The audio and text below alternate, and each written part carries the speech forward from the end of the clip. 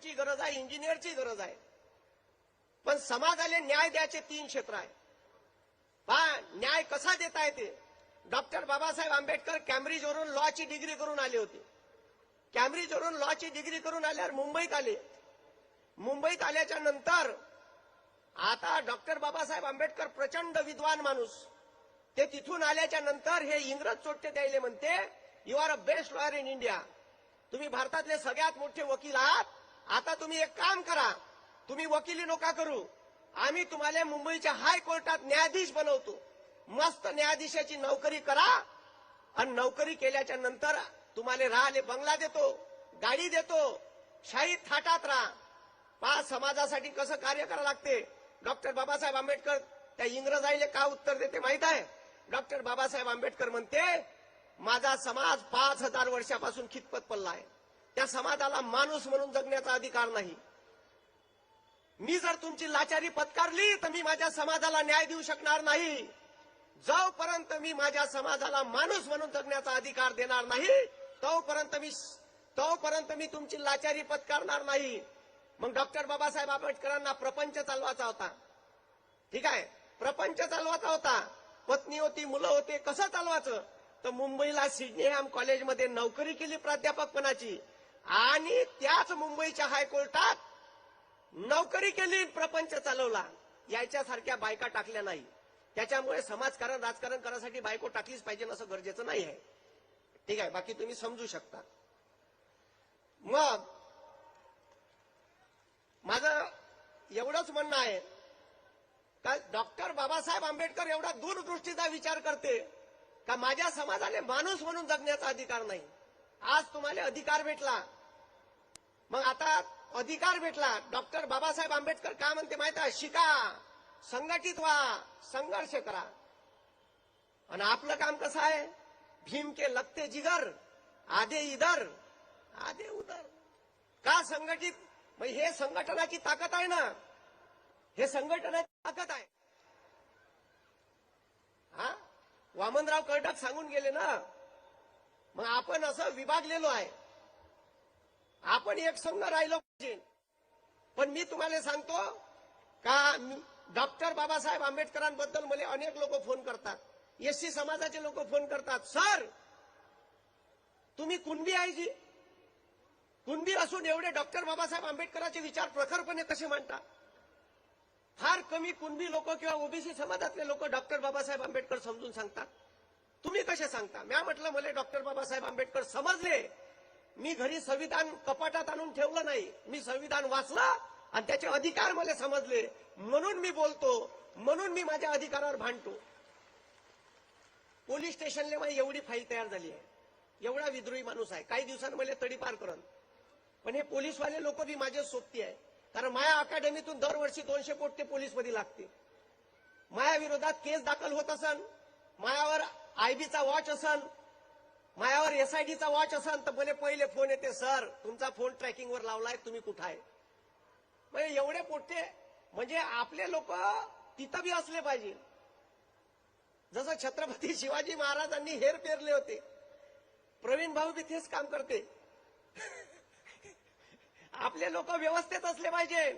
तुम्ही हे लक्षात ठेवा, जे 3% वाल्याची सत्ता आहे ते सत्तेत पहिलेपासून आहे, हे तुम्ही लक्षात घ्या. जेव्हा बी होते त्याचं प्रॉपर काम हेच होतं का आम्ही एक तर सत्तेत राहू, नाही तर सत्तेच्या इर्दगिर्द राहू. मग आपल्या लोकांना जर न्याय द्यायचा आहे तर आपण सत्तेत असलो पाहिजे, नाही तर सत्तेच्या इर्दगिर्द असलो पाहिजे. आणि तुम्हाला काम करून घ्यायचं आहे, समाजाला न्याय द्यायचा आहे, तर तो न्याय कसा देता येईल, तर तो सत्तेत राहून देता येते. मग सत्तेत जाण्याचे रस्ते किती आहे, तर सत्तेत जाण्याचे 3 रस्ते आहे. मग कोणते 3 रस्ते आहे का जे आपण आपल्या समाजाला न्याय देऊ शकतो. पहिला रस्ता आहे का आपल्या पोट्याला यूपीएससी एमपीएससीच्या परीक्षेतून IAS IPS IRS, Indian foreign services, Indian forest services, Indian administrative services अधिकारी बनवा, वरिष्ठ अधिकारी. कधी जर पोरानं कलेक्टर ऑफिस पाहिलं नसेल तर त्याला न्या. माझा आवाज बसलाय, सर्दी झाली आहे, नुसतं प्रोग्राम चालू आहे, लाऊडस्पीकर थोडासा खराब झालाय, थोडंसं समजून घ्या. आता पुन्हा बसला, थोडासा सुरुवातीला चांगला होता. कलेक्टर ऑफिस मध्ये न्या आपल्या पोराले. तुम्ही कलेक्टर ऑफिस मध्ये नेल्यावर अशी राजमुद्रा राहते, राजमुद्रा माग खालतं लिहून राहते सत्यमेव जयते, समोर एकच खुर्ची राहते, त्याच्या गाडीवर झेंडा राहते, त्याच्यावर लिहून राहते डीएम डिस्ट्रिक्ट मॅजिस्ट्रेट.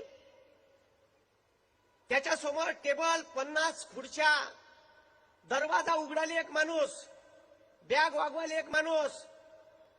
कलेक्टरचा तामजाम पहा, त्याला राहिले बंगला, बंगल्यामध्ये स्वयंपाक करासाठी 3 नौकर, वाडासाठी 2 नौकर, बगीचा पाहाले 2 नौकर, त्याचा 2 एकरात बंगला कलेक्टरचा. गाडीत पेट्रोल बी सरकार देते, गाडी बी सरकार देते, सर्व सरकार देते कलेक्टरले. काही पाहायचं काम नाही लेखाले, निव्वळ पगार खिशात, बाकी 2 नंबर भेटते ते वेगळे. एवढा तामजाम कलेक्टरचा राहते, सर्व गव्हर्नमेंट देते बायको सोडून. माणूस पोट्ट असन तर बायको नाही देत, ते तू पाय म्हणते, आणि पोरगी असन तिले नवरा तू पाय, बाकी सर्व गव्हर्नमेंट देते. अरे काहीच करावं नाही लागत ना. कलेक्टरच्या बायकोले कामच नाही, तिले रोज सकाळी संध्याकाळी जिमले जावं लागते, एवढा अंगार मास तयार होते तिच्या. मग पोट्याला दाखवा तो तामजाम एसपीचा, कलेक्टरचा. मग आपला पोट्ट कलेक्टर झाला पाहिजे. सर कलेक्टर व्हायसाठी का क्रायटेरिया आहे जी? आता तुम्हाला सांगतो, 10वी पोट्ट पास झालं का त्याचा बाप त्याची कास्ट सर्टिफिकेट काढासाठी तहसील ऑफिसला जाते, रांगेत लागते. कोणाच्या रांगेत? एसडीओच्या रांगेत, सब डिव्हिजनल मॅजिस्ट्रेट. त्या कास्ट सर्टिफिकेटवर एसडीओची सही, दिवसभर रांगेत राहते. पण आपलं पोट्ट विचार करत नाही का त्या एसडीओच्या खुर्चीवर बसणारा जो अधिकारी आहे ते बनासाठी कोणती परीक्षा द्या लागते नाही माहित. मग व्यवस्थेत घुसाचं कसं? मग व्यवस्थेत घुसाचा पहिला रस्ता आहे का आपले पोट्टे IAS IPS झाले पाहिजे. मग घुसा पाठवा. बरं सर का करावं लागते? तर परीक्षेचा criteria any graduate, no percentage criteria, if you कुतू पास. कुतू समजते का? कुतू विदर्भातला शब्द आहे. कुतू म्हणजे 3-4व्या नापास, 5व्या नापास, 1व्या कुतून पास. म्हणजे तुम्ही 3-4व्या नापास जरी झाले ग्रॅज्युएशनले, 11वी 12वीले, पण तू 1व्या ग्रॅज्युएशन पास कर. नो पर्सेंटेज क्रायटेरिया, पर्सेंटेजचा क्रायटेरिया नाही. 48% वाला कलेक्टर आहे आणि त्याच्या समोर बसणारा त्याच्या कॅबिनच्या समोर बसणारा चपराशी MA MCOM, चहापेक्षा कॅटली गरम. त्याला भेटायला जा कलेक्टरले, तो सांगते साहेब विशीला आहे, 3 वाजेपर्यंत भेटणार नाही. हो काय तोच कलेक्टर आहे? म्हणजे आपलं पोट्ट कलेक्टर झालं पाहिजे. सर हे कलेक्टर का होते जी? अबे कलेक्टर झाला, तू UPSCची परीक्षा पास झाला IAS, तर तुले ट्रेनिंग देते मसुरीले. ट्रेनिंग करून आला तू 1.5 वर्षाचं, का तुले डायरेक्ट कलेक्टर नाही करत, तुले जिल्हा परिषदचा CEO करते, चीफ एक्झिक्युटिव्ह ऑफिसर. तिथं 4-5 महिने चांगला घोयते तुले, 4-5 वर्ष.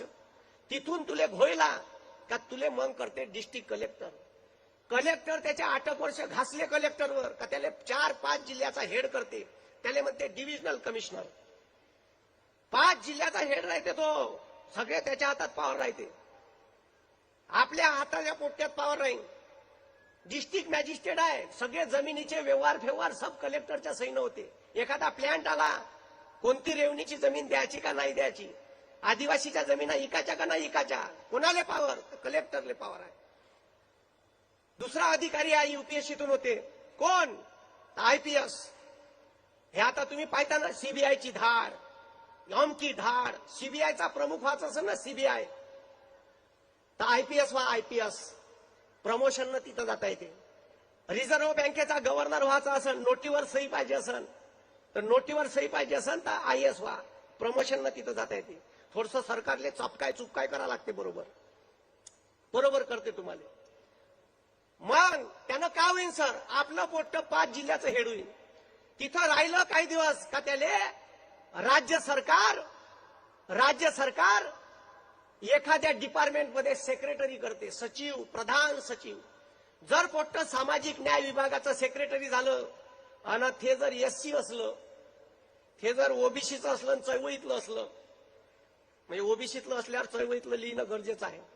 कारण ओबीसीले वाटते का साले डॉक्टर बाबासाहेब आंबेडकरनं संविधान म्हणलं का हे आपलं नोयस. मी ओबीसी आहे. मी 5-5, 10-10 हजार लोकांचे कार्यक्रम घेतो ओबीसीचे जागृत करायचे. कारण ओबीसी आमचा झोपला आहे जी का करावं लय डोकसा आपटू सांगणं चालू आहे का बे जागा होय जागा होय म्हणते. डॉक्टर बाबासाहेब आंबेडकरांना आपल्यासाठी का केलं अबे चोट्या 27% तुले जे आरक्षण दिलं ते डॉक्टर बाबासाहेब आंबेडकरांनी आर्टिकल 340 SC STच्या अगोदर लिहून ठेवलं. ठीक आहे, त्याचं तरी 341 ना 342 आहे. ठीक आहे, 340 कलम का म्हणते ओबीसी साठी का या भारतातील SC ST व्यतिरिक्त जो इतर मागासवर्गीय प्रवर्ग आहे याच्या शैक्षणिक आणि सामाजिक मागासलेपणाचा अभ्यास करण्यासाठी भारताचे राष्ट्रपती एखादा आयोग स्थापन करेल म्हणून त्या कलमाले अनुसरून काका कालेकर त्याच्यानंतर मंडल आयोग स्थापन झालं. नाही तर भेंड नसतं भेटलं. जेव्हा संविधान निर्माण झालं तर 3च कॅटेगरी होत्या, जनरल, SC ST, ओबीसी गायब. ओबीसीले कवा भेटलं 1989 भेटलं. म्हणजे ओबीसी समाजानं जागृत होणं गरजेचं आहे. ओबीसीवर अन्याय होते तरी ओबीसी जागा नाही होत. का करावं आता? म्हणजे या भारतामध्ये एकच समाज जागृत दिसते तो म्हणजे SC. खरंच दिसते. यदा कदाचित या देशात पुन्हा अस्पृश्यता आली तर अस्पृश्यतेत कोण जाईन तर ओबीसी जाईन. कारण पहिले ठीक आहे आली वेळ तर तुम्ही ब्राह्मण समाजाला मागं टाकून वर चालले जाण, सेकंडवर ब्राह्मण राहीन. ठीक आहे, आणि खालतं ओबीसी राहीन का का मी ओबीसी आहे. मला दुःख होते कारण माझा समाज काऊन झोपून आहे. मी त्याला समजून सांगतो का बाबा रे सुधरा लेको, तुम्ही विचार करा. या संविधानावर कर्मकांड तुम्ही सोडले. ठीक आहे, या SC समाजात मातंग बी आहे का नाही? मातंग आहे का नाही? डॉक्टर बाबासाहेब आंबेडकरांनी मातंग समाजाला तुमच्यासोबतच आरक्षण दिलं का नाही? दिलं. पण मातंग समाजाचा पाहिजे तसा प्रोग्रेस झालेला नाही. काऊन तर कर्मकांड पकडून ठेवलं. तुम्ही सोडलं. तुम्ही कुठेही गेले असा कार्यक्रम असला बाहेर पुस्तकाचे स्टॉल राहते. ओझं पुस्तकाचं घेऊन जाते, ओझं ज्ञानाचं घेऊन जाते. आणि म्हणून तुम्ही शिक्षणानंच मोठे होऊ शकता. हे एकव्या सिद्ध झालं का तुमच्या समाजानं केलेली प्रगती हे शिक्षणावर आधारित आहे. आणि म्हणून शिकूनच मोठं होता येते. पहा, यायचं काहीतरी शिका. म्हणून आपलं पोरग जर कलेक्टर वरून सामाजिक न्याय विभागाचं किंवा एखाद्या मंत्रालयाचं सेक्रेटरी झालं तर ते पोट्ट मंत्र्याला सांगन. मंत्र्याला का सांगन? साहेब अशी योजना चालू करा बरं. पोट्याला स्कॉलरशिप चालू करा, पोलीस भरतीची ट्रेनिंग फुकट, 10,000 रुपये राहायचा महिना. असं का साहेब? मतदान भेटणं यानं इलेक्शन हो का? तुम्हाला सांगतो लगेच जर पोरग बहुजन समाजाचं असन, SC ST ओबीसीचं, तर पोट्ट ठीक आहे तुमच्यासाठी न्याय द्यायचं काम करण. म्हणून आपलं पहिलं कर्तव्य असलं पाहिजे का आपल्या समाजातलं पोरग शिकून IAS IPS बनलं पाहिजे. आता तुम्ही ईडीची धाड पाहता ना, ईडीची धाड पडली. कसं जाता येते ईडीच्या प्रमुख पदावर? UPSCतूनच जाता येते, दुसरा रस्ता नाही. हेच पोट्ट कॅबिनेट सेक्रेटरी राज्यात झालं का त्याला केंद्रात घेते. केंद्रात घेतलं का केंद्रात एखाद्या मंत्रालयाचा कॅबिनेट सेक्रेटरी होते. एखादा कायदा बनवायचा आहे, समाजाला न्याय द्यायचा आहे. आता तुम्ही युनिव्हर्सिटीचं बिल आलं होतं माहितीये का तुम्हाला? आता युनिव्हर्सिटीचं बिल आलं होतं. ठीक आहे, हे जे बिल फिल आहे, कायदा जो आहे, कायदा कोण बनवते? तर कायदा बनवते हे IAS IPS लोक. याची कमिटी बसते. कारण हेच हुशार असतात. हे तर अनपढ गवार असते अर्धे मंत्री, 4था वर्ग नापास. ठीक आहे, काही कॉप्या करून पास झालेला आहे ते. कारण हे यायले अनुभव असते प्रशासनातला. काय केलं आणि काय कलम टाकलं तर काय होईल. म्हणून आपले पोरं IAS IPS होऊन त्या व्यवस्थेत घुसले पाहिजे. सर हे पहिलं क्षेत्र झालं. दुसरं क्षेत्र कोणतं आहे व्यवस्थेत घुसाचं? तर व्यवस्थेत घुसाचं दुसरं क्षेत्र आहे. व्यवस्थेत घुसाचं दुसरं क्षेत्र कोणतं आहे? तर दुसरं क्षेत्र आहे राजकारण. डॉक्टर बाबासाहेब आंबेडकर शिकले होते, अनेक डिग्र्या होत्या, अर्थतज्ञ होते, इतिहासकार होते, राज्यघटनाकार होते, अनेक राज्यघटनेचा अभ्यास होता. डॉक्टर बाबासाहेब आंबेडकर जेव्हा पहिल्या संविधान सभा भारत स्वतंत्र व्हायच्या अगोदर निर्माण झाली, तेव्हा डॉक्टर बाबासाहेब आंबेडकर बांगलादेश आताचा जो आहे तेव्हा बंगाल प्रांतातून निवडून आले होते. आता भारत आणि पाकिस्तानची फायनी झाली, तर भारत आणि पाकिस्तानची फायनी झाल्यावर तो जो भाग आहे तो भाग पाकिस्तानच्या वाटणीला गेला आणि डॉक्टर बाबासाहेब आंबेडकर इनडायरेक्टली पाकिस्तानच्या राज्यघटना समितीचे सदस्य झाले. पण डॉक्टर बाबासाहेब आंबेडकर म्हणे मला पाकिस्तानच्या राज्यघटना समितीचं सदस्य व्हायचं नाही. त्यांनी राजीनामा दिला. राजीनामा दिल्याच्या नंतर महात्मा गांधी, पंडित जवाहरलाल नेहरू, सरदार वल्लभभाई पटेल जे काँग्रेस कमिटीतले मेन लोक होते त्याची मीटिंग झाली सेवाग्रामले. म्हणे या देशाचं संविधान एकच माणूस लिहू शकते, त्याच्याशिवाय या देशाचं संविधान पूर्ण होऊ शकत नाही. त्या माणसाचं नाव आहे डॉक्टर भीमराव आंबेडकर. आणि या देशाचं संविधान लिहायचं आहे तर त्या माणसाची गरज पडण. मग इथं बॅरिस्टर जयकर होते, त्याचा राजीनामा घेतला आणि त्याच्या जागेवर डॉक्टर बाबासाहेब आंबेडकरांना संविधान सभेवर निवडून नेलं. हे शिक्षणाची ताकद आहे, हे समजून घ्या तुम्ही. मग ते कोण दिली? ते राजकीय व्यवस्थेने दिली. मग आपल्या पोट्टे राजकारणात गेलं पाहिजे. मग एखाद्या पोट्ट्यानं जर आपल्या बहुजनाच्या जर नगरपालिकेत उभं राहायचो म्हणलं तर त्याचा बाप का म्हणते बे लय शायना झाला का? चालला राजकारणात? आपल्यासारख्या लोकांचं काम आहे का? बदमाश लोक असतात राजकारणात. हो, तुम्ही बदमाश निवडून दिले ना, मग बदमाश निवडून दिले तर बदमाशपणासारखं काम करन. अरे बदमाशच निवडून दिल्यावर बदमाशासारखं काम करन ना. तुम्ही आता लोकसभेत राघव चड्डाचे भाषण ऐकले का? शिकला सवरला माणूस आहे, कसे सामान्य माणसाचे प्रश्न विचारते. काही बयाड आहे तिथं अनफड, ज्याच्या डिग्र्या नाहीत. मग तुम्ही पहा का शिकला सवरला माणूस काय करू शकते. ते एक स्वाती मालीवाल आहे, ते सुद्धा खूप चांगले प्रश्न विचारते. कारण मी खरं बोलणारा माणूस आहे. काही लोकांना राग आला तर मला काही लेणं देणं नाही आहे, कारण मी स्वातंत्र्यवीर नाही आहे, माफी गिफी मागणार नाही.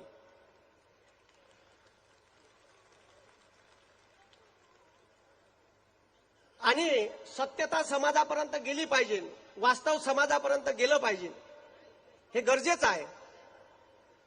आणि दुसरं क्षेत्र कोणतं? तर दुसरं क्षेत्र आपले पोरं राजकारणात गेले पाहिजे. आता तुम्हाला सांगतो, राजकारण्याकडून एक गुण घेण्यालायक आहे. मग राजकारण्याकडून एक गुण कोणता घेण्यालायक आहे? तर राजकारण्याकडून एक गुण घेण्यालायक आहे हलकटपणा. अरे किती हलकट असतात हो. म्हणजे साले मर्डर करतात, हाफ मर्डर करतात, बलात्कार करतात, तरी उजागरीसारखे असे समोर राहतात. मग सगळेच राजकारणी तसे आहे असं नाही म्हणत मी. मग आपलं पोट्ट राजकारणात गेलं पाहिजे. आपलं पोट्ट हे लक्षात घ्या, आपलं पोट्ट नगरपालिकेत उभं राहिलं पाहिजे, ग्रामपंचायतचं सदस्य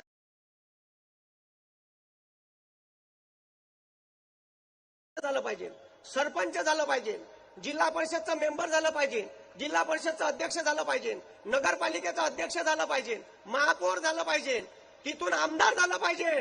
आणि आमदार होऊन आपलं पोट्ट बहुजनाचं मंत्री झालं पाहिजे. जेव्हा मंत्री होईल तेव्हा तो त्या आयएस अधिकाऱ्याला त्यानं सांगितलं पाहिजे माया समाजासाठी अशा योजना तयार कर. माया हुशार जर असन माया समाजासाठी चाल लाडकी बहीण चालू कर 1500 रुपये. कारण तो मंत्री सांगन. कारण व्यवस्थेत घुसाचा हा रस्ता आहे. व्यवस्थेत घुसता आलं पाहिजे. मग व्यवस्थेत जर घुसाचा आहे तर दुसरं क्षेत्र आहे राजकारण. अरे इतकं सुंदर संविधान लिहिलं डॉक्टर बाबासाहेब आंबेडकरांनी, इतकं सुंदर संविधान लिहिलं का या संविधानानं, या देशाच्या संविधानानं ग्रामपंचायतचा सदस्य माणूस, उदाहरण आहे ग्रामपंचायतचा सदस्य माणूस, नगरपालिकेचा नगरसेवक माणूस महाराष्ट्राचा मुख्यमंत्री बनवला. आता देवेंद्र फडणवीस साहेब का झाले? नगरसेवक होते, मुख्यमंत्री. विलासराव देशमुख ग्रामपंचायतचा सदस्य माणूस, का झाले? मुख्यमंत्री. एक पेपर वाटणारा माणूस या भारताचा महामहिम राष्ट्रपती होऊ शकतो. डॉक्टर एपीजे अब्दुल कलाम त्याचं उदाहरण आहे. हाय का नाही आहे? अरे हाय का नाही आहे? एक चाय विकणारा माणूस देशाचा पंतप्रधान होऊ शकतो. फक्त चाय कुठं विकला आणि कोण पिलं हे माहित नाही. मग आता एवढी सुंदर संविधान आहे, ते संविधान वाचलं पाहिजे, ते संविधान जपलं पाहिजे. कारण त्या संविधानानं आपल्याला इथपर्यंत आणलं. म्हणून ज्या वेळेस संविधानावर आचीन त्या वेळेस मी रस्त्यावर राहीन, तर तुम्ही बी रस्त्यावर असले पाहिजे. असले पाहिजे का? शाबाश. सर, तिसरं क्षेत्र कोणतं आहे जे समाजाला न्याय देते? काय सांगितलं डॉक्टर बाबासाहेब आंबेडकरांनी? तिसरं क्षेत्र कोणतं आहे? आता अनेक लोक हक्काच्या गोष्टी करते, संविधानाच्या गोष्टी करते. संविधान लोक कपाटात आणून ठेवते, रोज पाहते त्याच्याकडं. का भेंड जाणार आहे का डोक्यात? अरे संविधान वाचा लागन, संविधानाचे अधिकार समजून घ्या लागन, तेव्हा संविधान डोक्यात जाईल. असं नाही जात. आता व्हॉट्सअप युनिव्हर्सिटीचे स्टुडंट झाले आपले पोट्टे. 10 लाईनचा मॅसेज वाचते आणि आपली बुद्धिमत्ता तयार करते. जर समाज घडवाचा असेल तर तो वाचून घडता येते. वाचाल तर वाचाल, नाही तर मुश्किल आहे. आणि आता परिस्थिती अत्यंत वाईट आहे.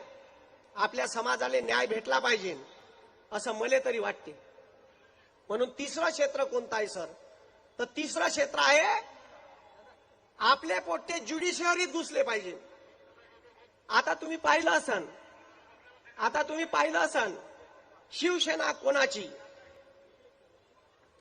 कोणाची? सुरत मार्गे गुवाहाटी. यायनं धनुष्यबाण ओढला, त्यानं बाण ओढला, धनुष्य तुटला. प्रश्न सुप्रीम कोर्टात. राष्ट्रवादी कोणाची? प्रश्न सुप्रीम कोर्टात. ओबीसीचं राजकीय आरक्षण, प्रश्न सुप्रीम कोर्टात. युनिव्हर्सिटीचा बिल, प्रश्न सुप्रीम कोर्टात. किती पोट्टे आहे बहुजनाचे? मराठा, कुणबी, तेली, माई, महार, मातंग. बरं आडनाव गिडनाव तुमचे पहा बरं. तुमच्यासोबत भेदभाव तर आडनावापासून केला आहे बे. आपलं आडनाव वाघ मारे, डोळे असून आंधळे, डुकरे आडनाव आहे. साले म्हणताना लाज येते. अरे पान आहे का आपल्या आडनाववाले? 34 न्यायाधीश आहे सुप्रीम कोर्टात. एक सरन्यायाधीश, 33 न्यायाधीश. पहा तुमच्या आडनावाचे भेटते का? 3 ओबीसीचे, 3 एससीचे आणि 1 एसटीचा. बाकी त्याचेच. ओबीसीच्या राजकीय आरक्षणाचा मुद्दा 5 न्यायाधीशाचं खंडपीठ, एकही ओबीसी नाही, ज्याची जैते ठोस नाही. अरे मग आपले पोट्टे का करून राहिले? आपले मायबाप आपले पोट्टे LLB LLM करायला लावत नाही. आपले पोट्टे हायकोर्टात प्रॅक्टिस केली पाहिजे. आपल्या पोट्ट्यानं केलेल्या केसेसचा डाटा जमा केला पाहिजे. आपल्या पोट्ट्यानं LLB LLM करून MPSCच्या जिल्हा न्यायाधीशाच्या परीक्षा दिल्या पाहिजे. कारण आपले पोट्टे ज्युडिशियरीत गेले पाहिजे. जोपर्यंत आपले पोट्टे ज्युडिशियरीत जाणार नाही, कारण मला त्या कॉलेजियन मध्ये बी थोडासा डाऊट आहे. कॉलेजियन मध्ये आरक्षण नाही आहे देशात. त्याच्यामुळे त्याच्यात लॉबिंग नावाचा प्रश्न बी निर्माण होऊ शकते. म्हणून आपले पोरं ज्युडिशियरीत गेले पाहिजे. कारण काही बी प्रश्न झाला तर तो सुप्रीम कोर्टात जाते. आणि आपले किती पोरं आहेत तिथं पहा. कारण समाजाने न्याय द्यायचा आहे तर येऊन जाऊन प्रश्न ज्युडिशियरीत जाईल. म्हणून मला किती वेळ बोलायचा आहे मला सांगून तुझा. अजून किती वेळ आहे माझ्याकडे? म्हणजे कसं बोलता येईल? किती वेळ बोलायचं? 10 मिनिटं. तर म्हणून छत्रपती शिवाजी महाराजांनी जे स्वराज्य निर्माण केलं, कसं निर्माण केलं स्वराज्य? ज्या माणसानं मरण तय हातावर ठेवलं होतं तेच लोक स्वराज्य निर्माण करू शकतात. जे मराले भितात ते स्वराज्य निर्माण करू शकत नाही. हे छत्रपती शिवाजी महाराजांची ओळख आहे.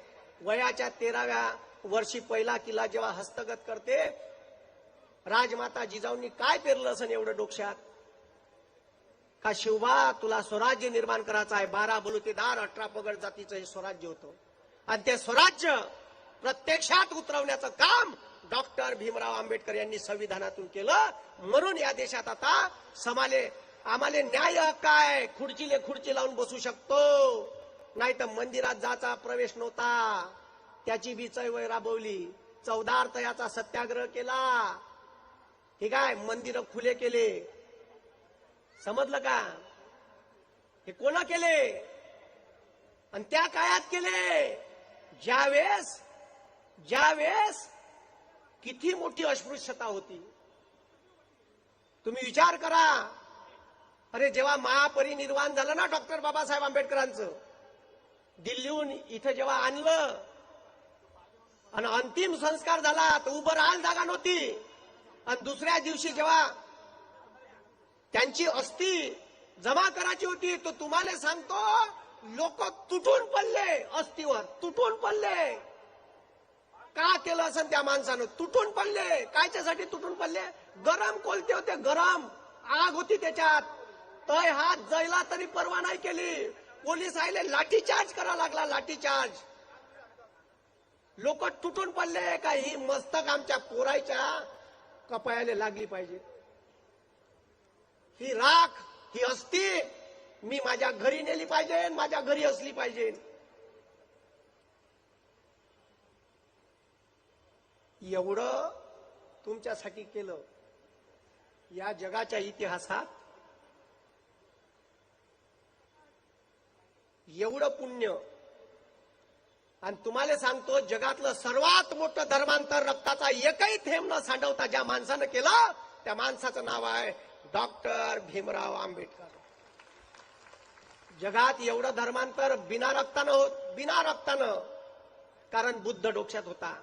आणि जगाचं भलं फक्त बुद्धानं होऊ शकते. युद्धानं जगाचं कधीच भलं नाही झालं. हिटलर सारखे लोक आत्महत्या करून मेले. म्हणून हे तुम्ही लक्षात घ्या.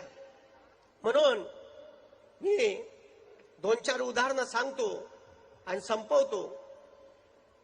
कारण मला असं वाटते का संघर्ष प्रत्येकाच्या वाट्याला येते आणि लय पोरांना असं वाटते का अभ्यास करणं कठीण आहे. तर अभ्यास करणं खूप कठीण नाही, अभ्यास करणं खूप सोपी आहे. पोट्टे अभ्यास करताना नुसता रट्टा मारते, भोकंपट्टी करते.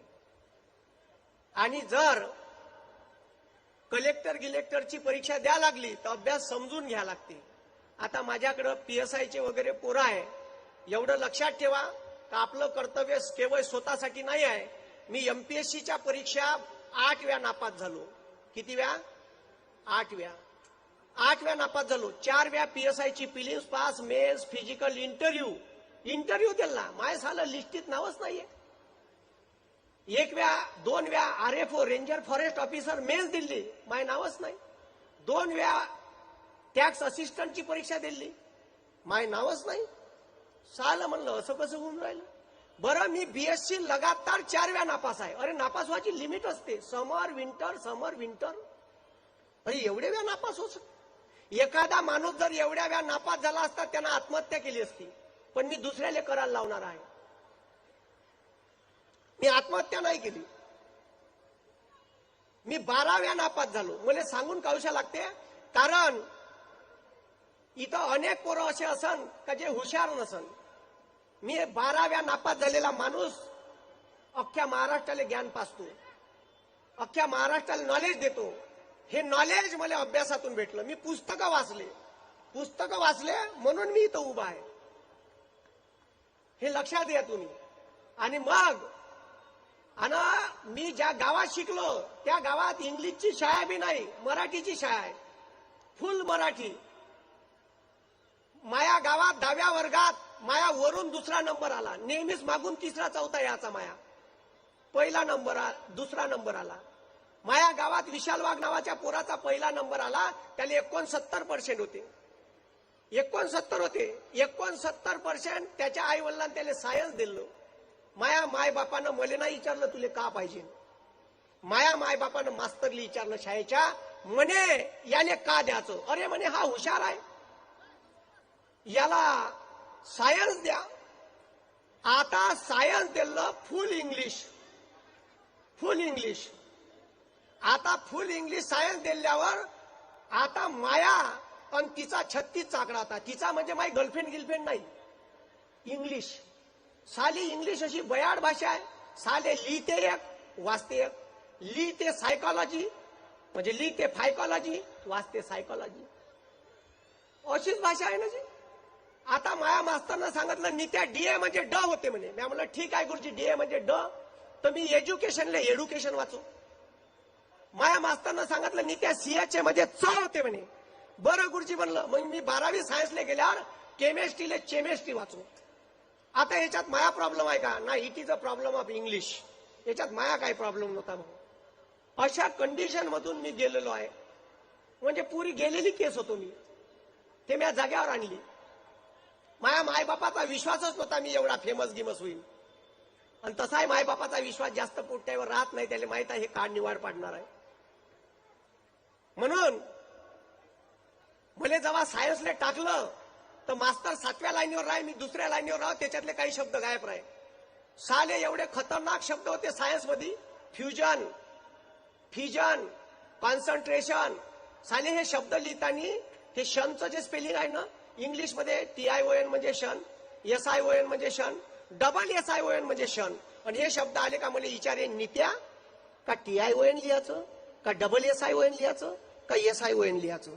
साल म्हणलं हे खतरनाकच काम आहे. आणि मग असं रजिस्टर प्रॅक्टिकलचं मी माझ्या मास्तरला घेऊन गेलो. फिजिक्स वाल्या मास्तरनं माझ्या प्रॅक्टिकलचं बुक पाहिलं, 3 पानं पलटवले आणि फटकन माझ्या तोंडावर मारून फेकलं. साल म्हणलं भूकंप झाला का रे? रजिस्टर हातात घेतलं आणि माया मास्तर म्हणते तू अक्षर डॉक्टरपेक्षाही सुपर आहे बे. म्हणजे माया अक्षर फक्त मेडिकल वाल्याला वय खाली. मग तुम्ही विचार करा का मी कसा असेल. माया अक्षर बी खतरनाकच होतं. म्हणून अशा कंडिशन मधून आलो आहे, अशा कंडिशन मधून बाहेर पडलेलो आहे. अजूनही मला असं आठवते का माया बापानं जे संस्कार मायावर घातले का बाबू काही होऊन जाय, हार मानाची नाही. म्हणून अनेक लोक संघर्ष करतात, अनेक लोक मेहनत करतात, पण अनेक लोकांना यश येत नाही. आणि असे लोक अपयशी झालो तर असं टोकाचं पाऊल उचलते. त्याच्यासाठी एक गोष्ट सांगतो आणि संपवतो. ठीक आहे.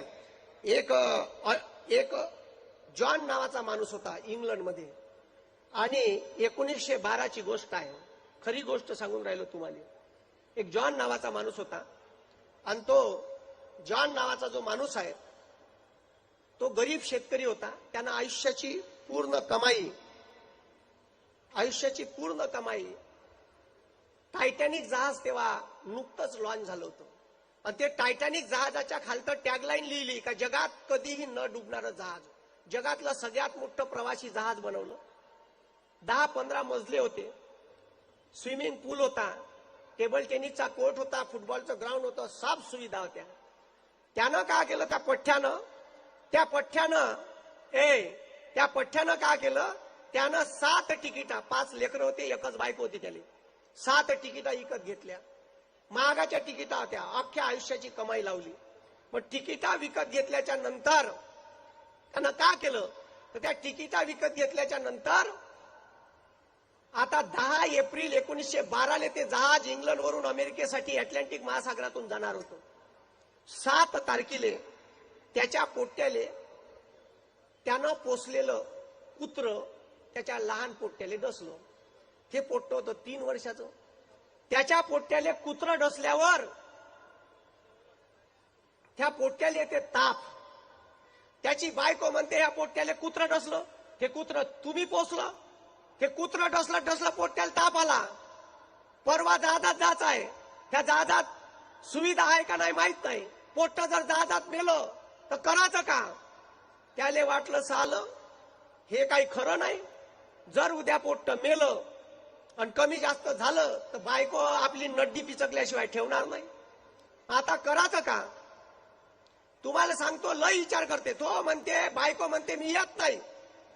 ह्या पोट्याला मी घेऊन इथंच राहतो. तुम्ही अख्खी आयुष्याची कमाई तर लावून टाकली. आता एक काम करा, तुम्ही 4 जण आणि तुम्ही चालले जा, मी नाही येत. त्याला वाटलं आम्ही जहाजावर गेलो आणि तरी पोट त्याला कमी जास्त झालं तर बायको आपल्याला खाल्ल्याशिवाय ठेवणार नाही.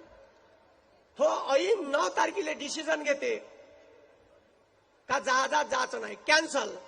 तर बायको म्हणते का तुम्ही आता जाच. तर तो म्हणते मी जात नाही, कॅन्सल करते. आणि कॅन्सल केल्याच्या नंतर जहाज 10 एप्रिल 1912 निघते आणि 15 एप्रिल 1912 अटलांटिक महासागरात 2500 लोकांना घेऊन जहाज डुबते. आणि पेपरले फोटो येते मेलेल्या लोकांचा, बातमी वाचते. हे जे कुत्रं डसलं होतं त्याला असा राग येत होता, कुत्रं डसल्यावर, ट्रिप कॅन्सल झाल्यावर, याला एंड्रिंग पाजाव का लेकाच्या उरावर सोट्या टाकाव का माराव असं वाटत होतं.